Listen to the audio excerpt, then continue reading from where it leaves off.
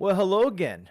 Well, here we are. Yeah, I thought I've seen it all, but watching this little video from Ted Cruz kind of gave me a little chuckle. Not because it was funny, but but because it's actually pretty effective. I think this kind of media handling is what is missing in a lot of these politics. And I've lambasted Republicans and conservatives for kind of abandoning storytelling. But Ted Cruz does kind of like a Vice type of documentary down at the border. It's like a mini documentary. It's about 2 minutes. You can watch it on the internet. I'm going to leave a link below to this.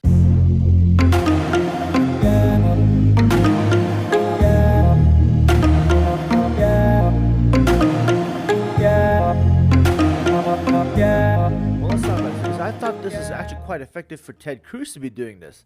This is actually really cool. He actually goes down there and tries to do sort of detective work, kind of like a reporter, which they don't really do anymore in many ways. But is it staged? I don't know. CNN was recently accused of staging a river crossing, which is kind of ridiculous to me after watching that because I live in the border and having known some of the ways that those people cross, I don't think they did that. They do those kind of things unless they were paid to do it. Maybe I don't know. In any case, this is probably a bit more realistic, my opinion. But let's take a look. Republican Ted Cruz gave a first-hand look at what he's seeing on the Senate Republicans border trip amid the crisis, saying he encountered human traffickers and cartel members. I don't know, but it could be true. It could be true.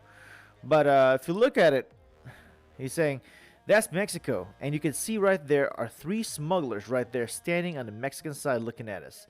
They've been shining the flashlights at us, and they're yelling at us. And you can look at this in Ted Cruz's Twitter account. Yeah, I'm not gonna play that live footage. He says here, the Biden admin immediately halted building the wall, leaving major gaps which hundreds of thousands of illegal immigrants are streaming. Instead, Biden admin is putting signs like this, directing illegal immigrants where to go. So, I want to talk to you a little bit about my experience when I was down there. I used to live in McAllen, Texas, which is right by the border. We used to joke around that people ask us, "Where's McAllen?" They talk about South Texas, they think about San Antonio, or they thought about Corpus Christi, but they didn't know where McAllen was, or Brownsville, or Harlingen, Edinburgh. So we tell them, so you go all the way down to the southernmost tip of Texas. As soon as you cross to Mexico, you turn around, you'll find us. That's how south we are. And basically, that's where Ted Cruz was. It was right in that area. Actually, he goes into, they did a press conference earlier in Donna, which I'll talk about a little later. And it was interesting. So, if he's accusing the Biden administration of leaving this kind of sign by the border, I remember walking around and Anzalduas Park or one of the state parks down there, and I would see sometimes clothes being tied to a tree or some sort of they'll leave bras or t-shirts tied to a tree. This is some sort of marker to know that's the way that they should go. And a lot of times I would also see border patrol that come by there. They'll take it out. Sometimes I hear not so nice stories about what would happen to those people. Sometimes we don't know. I've encountered a couple times crossers over. A lot of times they could just cross over. It's pretty shallow in some parts of the park, so they'll cross over and they'll just go right through. And then every now and then after that, I'll see border patrol with their horses just go straight there looking for them. Legal drugs are surging across the border. That is true. They've always been, but most of them probably go through the the bridges. Those guys are pretty intelligent in how to hide those drugs. Hollowed out 2x4s they use to smuggle across the border, methamphetamine. In any case, regardless, everybody understands that there's a problem at the border. Everybody who has legally immigrated to the United States, myself included, know that there's a problem at the border, there's a problem with our immigration system. In many ways, our immigration system in the United States is very unnatural to a nation state. Every other country in the world will enforce their immigration laws, enforce their border laws.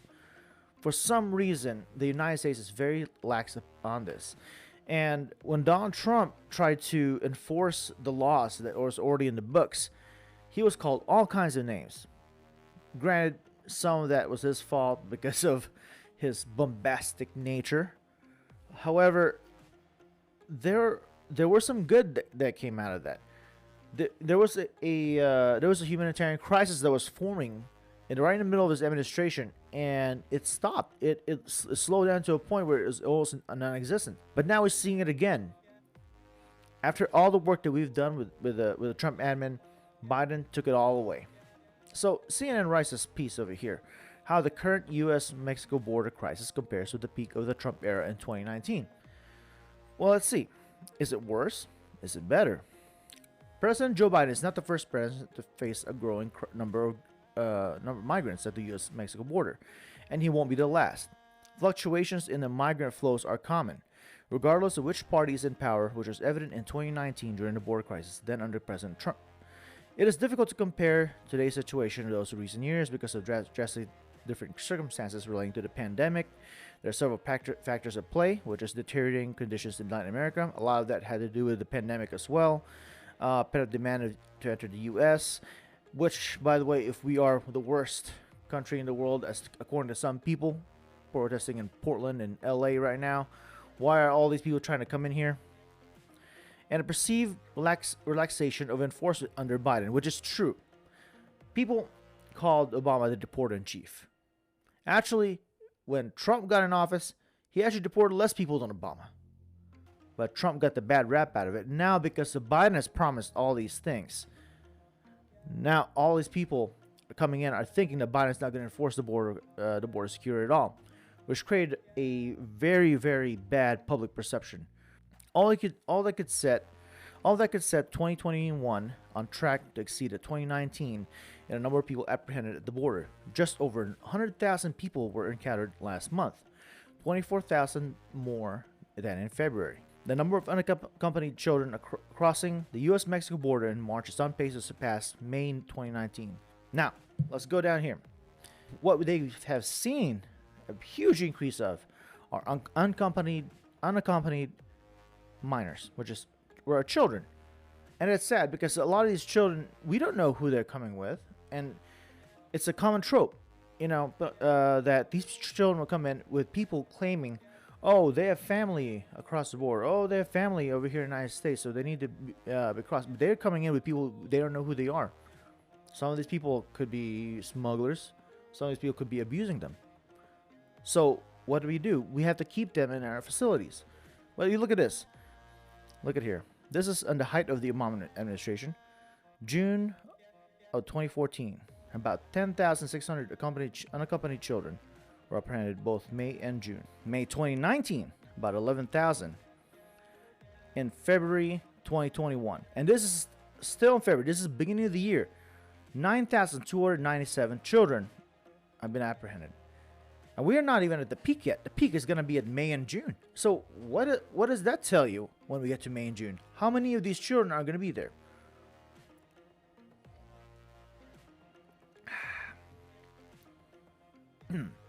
I do have dry throat. Now, there is something to be said about the migrant protection protocols, which the Trump administration has implemented, which made sure that a lot of these migrants who cross over from South America, Central America, and they cross over through Mexico, ignoring all the installations that we have there that they could apply for asylum and try to get right through the border, that they stay in Mexico, which is called the Remain in Mexico policy.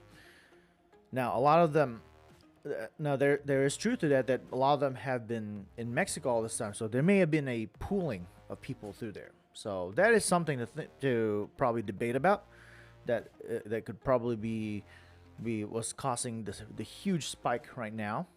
But regardless of what it is still true that the Biden policies especially the way that he just erased Trump's policies within one day, has caused this crisis, and he is the one to blame for that. Now let's go over here to NBC. NBC, also called the Democrat news network, probably. That's also CNN, by the way, but that was more of like a Trump derangement syndrome news network. This one here: Biden immigration policies cause predictable border crisis. Why didn't he plan for it? Now, this, mind you, is from NBC, who is not friendly to conservatives, not friendly to Republicans, very friendly to Democrats, establishment type Democrats. Mind you, there's a difference between the establishment and the leftists. Established Democrats, and they are just lambasting Biden for his lack of plan and lack of action. Playing to the Democratic base on the issue while ignoring the need for enforcement has merely exacerbated the problem. This was written by the politics editor of the Washington Examiner, and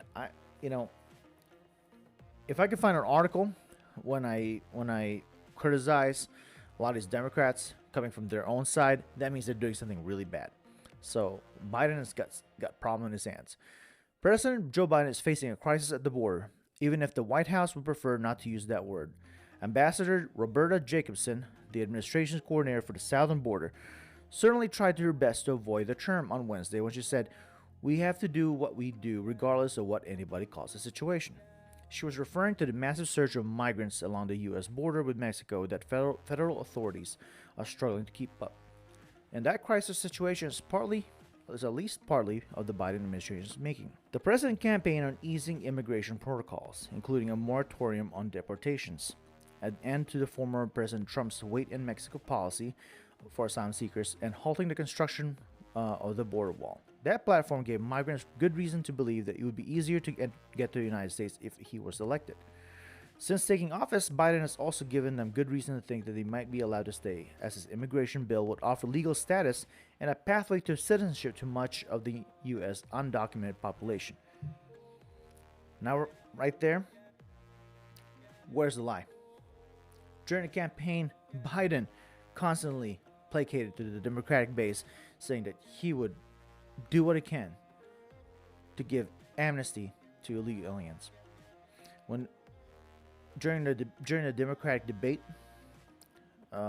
the presidential aspirants were asked if they would be willing to give health care, quote, free health care to those that are not here legally, and he put his hand up.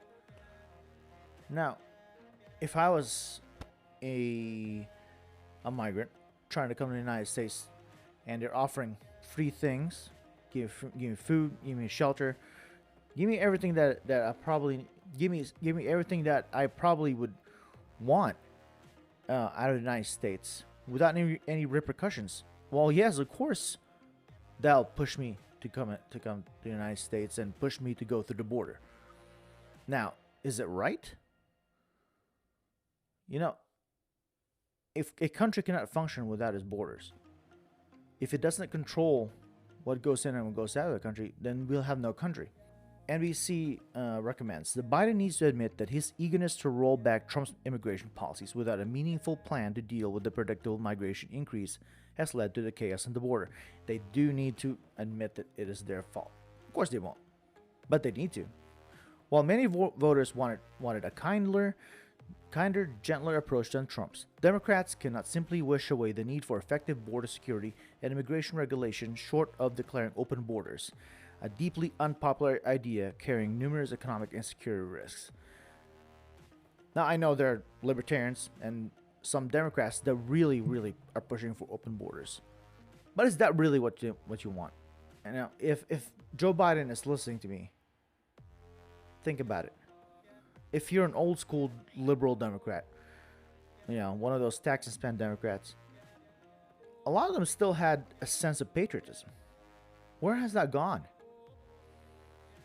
And as for the media, is this all there is? Kudos to NBC for running the article. But where's the rest of it?